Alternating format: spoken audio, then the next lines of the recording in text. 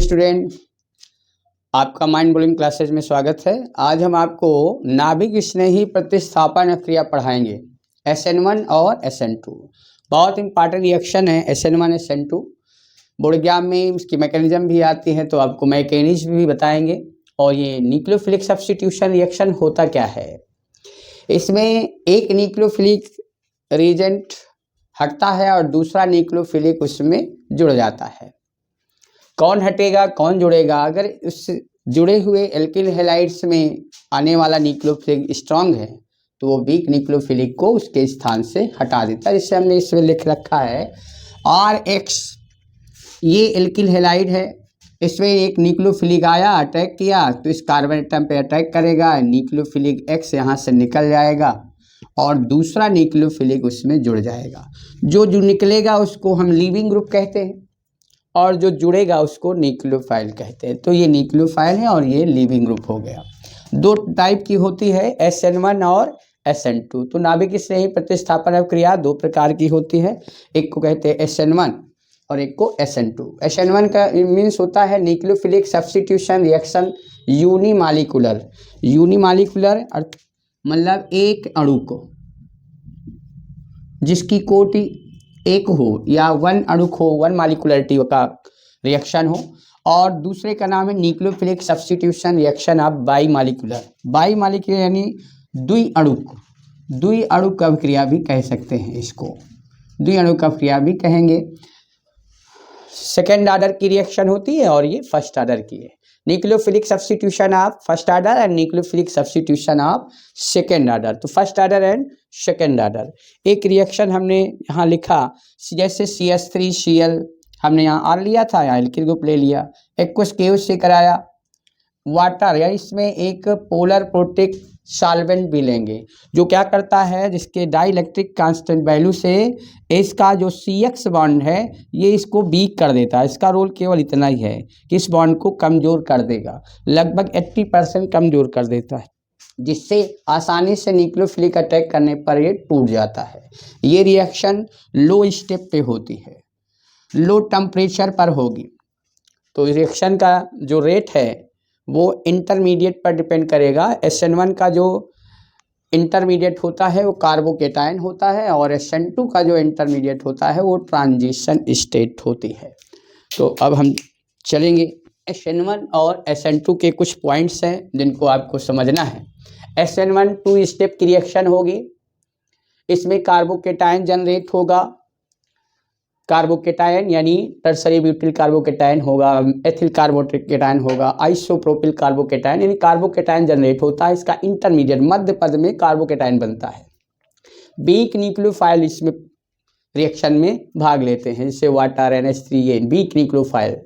Polar protic solvent water CH3OH CH3COOH। इसमें इस reaction का रेट एल्किल हैलाइड की कॉन्सेंट्रेशन पर डिपेंड करता है।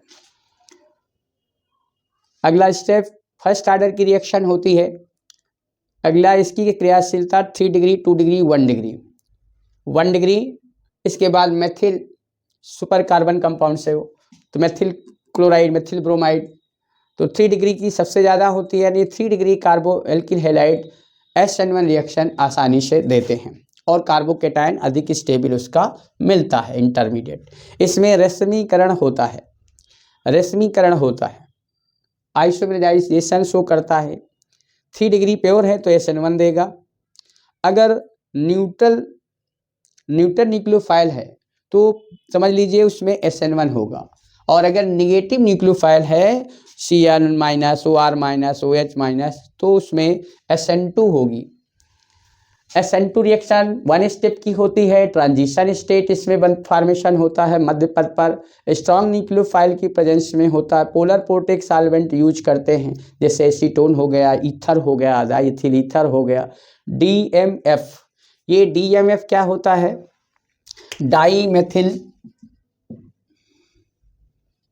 DMF डाईमेथिल और डाईमेथिल फॉर्मल्डिहाइड, इसी को हम बोलते हैं DMF कहते हैं, डाईमेथिल फॉर्मल्डिहाइड। दूसरा क्या है DMSO, इसे कहते हैं हम डाई मेथिल थायोऑक्साइड, डाई मेथिल थायोऑक्साइड, इसलिए इसको शॉर्ट में कहते हैं DMSO।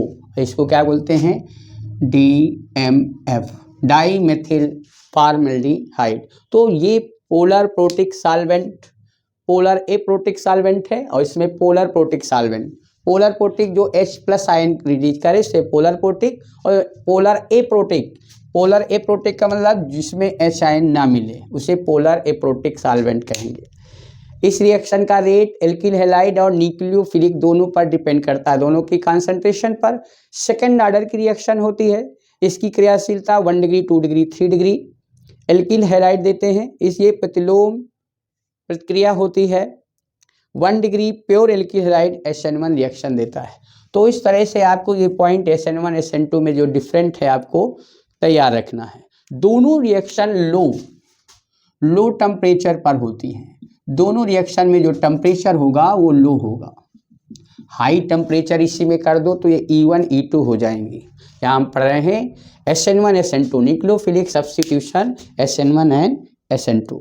चलिए पहले हम आपको SN1 और SN2 रिएक्शन की मैकेनिज्म और कुछ एग्जाम्पल्स कराते हैं।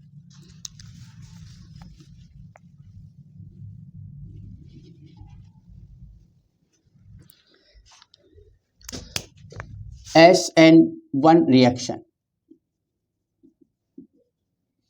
SN1 reaction tertiary alkyl halide देते हैं, pure tertiary alkyl halide SN1 reaction ही देते हैं, और pure 1 degree alkyl halide SN2 reaction देते हैं। तो थोड़ा लिख लेते हैं इसको, क्या लिखेंगे, जब कोई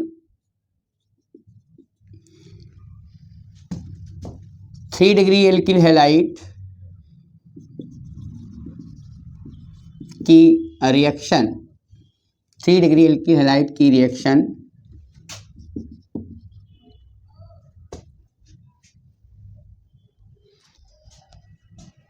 polar protic solvent, polar protic solvent जैसे वाटर ले लो, पोलर प्रोटिक सॉल्वेंट के साथ कराते हैं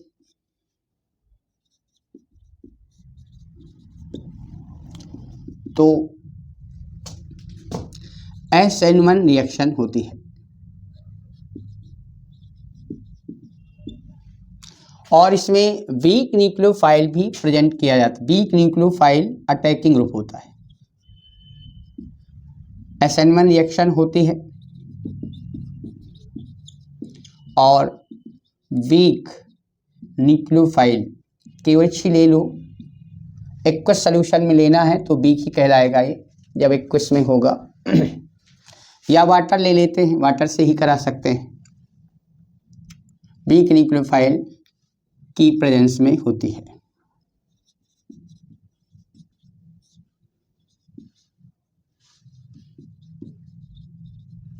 जब कोई 3 डिग्री एल्किल हैलाइड की रिएक्शन पोलर प्रोटिक सॉल्वेंट के साथ कराते हैं तो SN1 रिएक्शन होती है और वीक न्यूक्लियोफाइल की प्रेजेंस में क्रिया कराते हैं। तो इसमें वीक न्यूक्लियोफाइल लेना पड़ता है।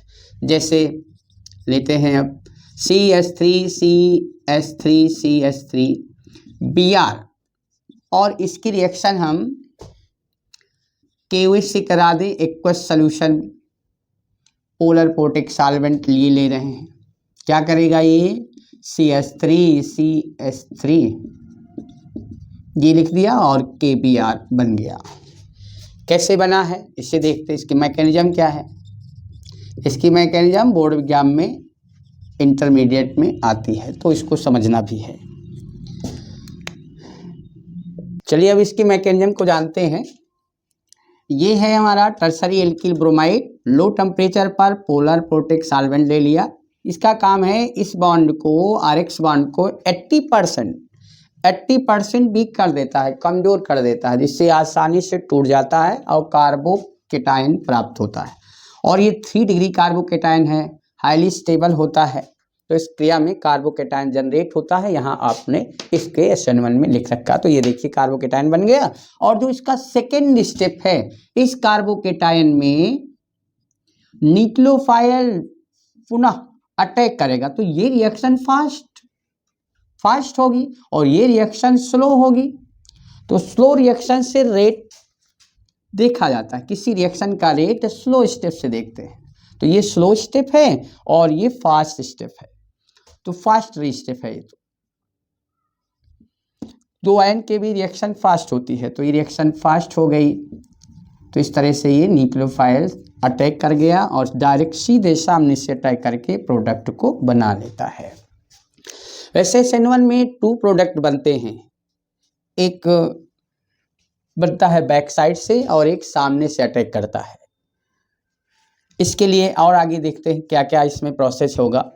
तो अभी के नोट लिखा है, तो ये आप पहले इस तरह से SN1 मैकेनिज्म को जान लीजिए। पहले कार्बोकेटायन बनता है इसमें, क्योंकि इसमें जो न्यूक्लियोफाइल आएगा वो डायरेक्टली इससे अटैक नहीं कर पाता, क्राउडिंग के कारण यहाँ रिपल्शन होता है। अगर हम OH आयन को यहाँ अटैक करने लाते हैं तो डायरेक्ट अटैक नहीं हो पाएगा। इस कारण यहाँ पर जो न्यूक्लियोफिलिक है वो दूसरे स्टेप में अटैक करता है। फर्स्ट स्टेप में कार्बोकेटायन बनता है, सेकंड स्टेप में न्यूक्लियोफिलिक अटैक करके प्रोडक्ट बनाता है, अल्कोहल बन गया, टर्सरी ब्यूटिल अल्कोहल। कुछ नोट्स लिखे हुए हैं, इनको भी देख लीजिए। Rate of SN1 reaction stability of carbonium ion, यानी SN1 रिएक्शन का रेट कार्बोकेटायन की स्टेबिलिटी पर डिपेंड करता है। अब this proportional to steering hindrance, जितना ज़्यादा क्राउडिंग उतना ज़्यादा आपका SN1 रिएक्शन होगी। रेट ऑफ SN2 रिएक्शन क्या होती है? Rate of SN2 reaction proportional transition state, जितनी ज़्यादा SN1 रिएक्शन का रेट तब होगा जब उसकी ट्रांजिशन स्टेट स्टेबल होगी। अभी हम SN2 रिएक्शन में पढ़ेंगे। Stability proportional to steering hindrance, तो स्टीयरिंग हिंड्रेंस जितना ज़्यादा होगा SN1 उतनी कम, SN2 उतनी ज़्यादा। माइनस आई इफेक्ट से ट्रांजिशन स्टेट की स्टेबिलिटी बढ़ेगी। एंड एल्कीन में माइनस आई इफेक्ट से रेजोनेंस होगा, जिससे कार्बोकेटायन की भी स्टेबिलिटी बढ़ेगी। तो इतनी चीज़ें हैं इसमें। इस मैकेनिज्म का सेकेंड स्टेप को हम और थोड़ा सा क्लियर करते हैं। जो सेकेंड स्टेप है उसको और थोड़ा समझिए। इसे ये भी कर सकते हैं हम, क्या कर सकते हैं, CH3 ये कार्बोकेटायन आपको मिला है, इसकी वाटर से रिएक्ट करा दो। पोलर पोटिक सॉल्वेंट भी है और वीक न्यूक्लियोफाइल भी है, दोनों हैं। तो जब वो वाटर से अटैक करेगा तो वाटर मॉलिक्यूल इस पर अटैक कर जाएगा। क्या बन जाएगा इससे बनेगा CH3 और इससे क्या जुड़ गया, ऑक्सीजन। और इसमें चार्जेस कौन सा आ गया, पॉजिटिव। फिर ये वाटर मॉलिक्यूल्स के पास जाएगा, फिर ये वाटर मॉलिक्यूल्स लिया हमने,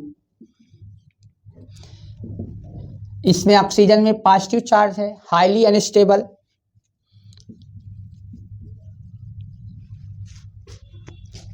ये H से अपने इलेक्ट्रॉन को खींच लेगा, क्योंकि ये ज़्यादा इलेक्ट्रोनेगेटिव है, इसमें इलेक्ट्रोनेगेटिविटी ज़्यादा है, इस कारण ये इसे खींच सकता है। और इससे हमें ये H+ आयन आएगा, इस पे अटैक कर जाएगा और H3O+ निकल जाएगा और हमको ये प्रोडक्ट प्राप्त हो जाएगा। क्या इसमें देख रहे हैं, वीक न्यूक्लियोफाइल, वाटर वीक भी होता है, पोलर प्रोटिक भी होता है, ये इस पे अटैक किया, इस तरह का इंटरमीडिएट कंपाउंड बनेगा। ऑक्सीजन अपने प्लस चार्ज है, ऑक्सीजन में हाईली अनस्टेबल है, ऑक्सीजन हाइड्रोजन के बॉन्ड के इलेक्ट्रॉनों को खींच लेगा, H+ यहाँ से निकलेगा, वाटर के साथ ऐड हो जाएगा, H3O+ निकल जाएगा और ये नियोब्यूटिल अल्कोहल मिल जाएगा। यहाँ से भी समझ सकते हैं, यहाँ से भी समझ सकते हो। तो ये स्टेप इसका होता है, इसको कर सकते हैं या इसको इस तरह से आप समझ सकते हैं। पोलर प्रोटिक का ये मतलब होता है। आप वही न्यूक्लियोफाइल ले लो, वाटर ही ले लो, ये वीक न्यूक्लियोफाइल भी है और पोलर प्रोटिक भी है, दोनों का काम करता है। इसलिए हमने वाटर को लिया तो इसके साथ वही रिएक्शन फिर से वाटर फिर डाल दिया, नहीं एक्वस केवल डाला, यानी OH डालते तो ये बन जाता। तो ये है SN1 रिएक्शन और ये है इसकी मैकेनिज्म, बहुत इंपॉर्टेंट रिएक्शन है, इसको इस तरह से समझना है। अब हम पढ़ने जा रहे हैं SN2 रिएक्शन। अब SN2 रिएक्शन के विषय में अब पढ़ने जा रहे हैं। SN2 रिएक्शन क्या होती है? SN2 रिएक्शन को समझेंगे कि जब 1 degree alkyl halide, pure 1 degree alkyl halide हो तो SN2 ही देगा, और 3 डिग्री एल्किल हैलाइड होगा तो SN1। जब 1 डिग्री एल्किल हैलाइड की क्रिया स्ट्रॉन्ग न्यूक्लियोफाइल, स्ट्रॉन्ग न्यूक्लियोफाइल क्या है, जैसे KOH है, NaOH है, KCN है, स्ट्रॉन्ग न्यूक्लियोफाइल होना चाहिए। जब स्ट्रॉन्ग न्यूक्लियोफाइल के साथ polar aprotic solvent, polar aprotic जैसे एसीटोन हो गया, DMF हो गया, DMSO हो गया, अभी अभी हमने DMF को बताया, डाईमेथिल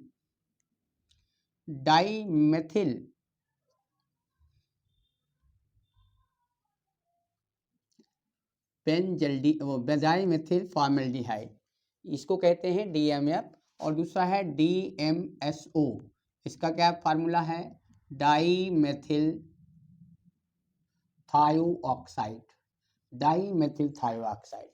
ये पोलर एप्रोटिक सॉल्वेंट होते हैं, ईथर को भी ले सकते हो, ये भी पोलर एप्रोटिक सॉल्वेंट है, जो H+ आयन नहीं रिलीज करे उन्हें हम क्या बोलेंगे, पोलर एप्रोटिक सॉल्वेंट, जो प्रोटॉन रिलीज ना कर पाए। तो इस तरह के हम क्या लिख सकते हैं, पोलर एप्रोटिक सॉल्वेंट की प्रेजेंस में और लो टेम्परेचर पर रिएक्शन कराते हैं तो उससे हम SN2 क्रिया कहते हैं। तो 1 डिग्री एल्किल हैलाइड की जब न्यूक्लियोफिलिक एजेंट के साथ रिएक्शन होती है, स्ट्रॉन्ग न्यूक्लियोफिलिक के साथ, तो उससे SN2 क्रिया होती है। इस रिएक्शन में पीछे से न्यूक्लियोफाइल अटैक करता है, पीछे से अटैक करेगा, जैसे CH3Cl + KOH एक्वस ले लिया, और यहाँ लिख दिया हमने CH3COCH3। ये थोड़ा सा डाइलेक्ट्रिक कांस्टेंट इसमें होता है, पोलर एप्रोटिक में अधिक होता है, इनमें थोड़ा कम होता है, जिससे ये इस बॉन्ड को तोड़ने की कोशिश करते हैं, तोड़ नहीं पाते परंतु कमजोर कर देते हैं। उसमें जैसे वाटर लेते थे हम, ethyl alcohol, methyl alcohol, acetic acid, तो क्या करते थे, एल्किल RX बॉन्ड को तोड़ ही देते थे। और ये इसमें इतनी कैपेसिटी नहीं है इन पोलर एप्रोटिक सॉल्वेंट में कि डायरेक्टली इन्हें तोड़ दे, इसलिए इनमें ट्रांजिशन स्टेट बनती है। ट्रांजिशन स्टेट का मतलब एक न्यूक्लियोफिलिक आता है, दूसरा न्यूक्लियोफिलिक धीरे धीरे निकल जाता है, तो ट्रांजिशन स्टेट प्राप्त होती है। पूर्णतया वो तुरंत बॉन्ड को ब्रेक नहीं करता, धीरे धीरे करता है। क्या बनेगा इससे, CH3OH और KCl। मैकेनिज्म क्या है इसकी, बहुत पूछी जाती है इसकी मैकेनिज्म क्या होती है, तो KOH एक्वस है, टूटेगा, K+OH-, strong nucleophile, strong nucleophile है। सेकेंड, फर्स्ट स्टेप इसका ये तो आयनिक ही होता है, CH3CHOH, OH न्यूक्लियोफाइल धीरे धीरे CH3 की तरफ अटैक करता है, जिससे OH इसके पास पहुंचा, CH3 को भड़काया और Cl धीरे धीरे इससे निकल जाता है। तो इसको बोलते हैं ट्रांजिशन स्टेट, और ये अपने आप कुछ ही समय बाद क्लोराइड आयन अलग हो जाएगा, ये nucleophile leaving group transition state से, और OH इसके आगे आकर जुड़ जाता है। तो ये रिएक्शन कौन सी है, SN2 है। ये 1 स्टेप की रिएक्शन होती है, इसमें सिर्फ 1 स्टेप रिएक्शन है, लो टेम्परेचर है, ट्रांजिशन स्टेट है, स्ट्रॉन्ग न्यूक्लियोफाइल है, पोलर एप्रोटिक सॉल्वेंट है, सब यूज हो चुका। सेकेंड ऑर्डर की रिएक्शन है, इसका रेट ऑफ रिएक्शन क्या होगा, rate of reaction proportional to RX, यानी CH3Cl और OH न्यूक्लियोफाइल 1+1 अर्थात 2, सेकेंड ऑर्डर की रिएक्शन, सेकेंड ऑर्डर। तो ऑर्डर क्या होता है इसका, सेकेंड। कौन ज़्यादा देता है, 1 डिग्री सबसे ज़्यादा देगा एल्किल हैलाइड, और इसमें अगर प्योर 1 डिग्री है तो SN2, और इसमें अगर निगेटिव न्यूक्लियोफाइल है तो देखिए इसमें निगेटिव न्यूक्लियोफाइल है, स्ट्रांग भी हो और निगेटिव हो तो वो SN2 रिएक्शन ही देते हैं। तो SN2 रिएक्शन की मैकेनिज्म आई होप आप समझ पाए होंगे। न्यूक्लियोफाइल पीछे से अटैक करेगा, ये भी न्यूक्लियोफाइल है, सामने से आता तो रिपल्सन होता, इसलिए पीछे से अटैक कर दिया। इसमें क्राउडिंग नहीं है, सीधे इसी कार्बन में अटैक कर दिया, जिससे वो टर्सरी वाले में देख रहे थे कि इसमें चारों ओर से क्राउडिंग है, और OH अगर आए तो अटैक कहाँ करे, यहाँ से रिपल्शन होगा, यहाँ आप अटैक करना चाहता है लेकिन यहाँ जगह नहीं पाएगा, sp3 हाइब्रिडाइजेशन से ये चारों तरफ से घिरा हुआ है कार्बन।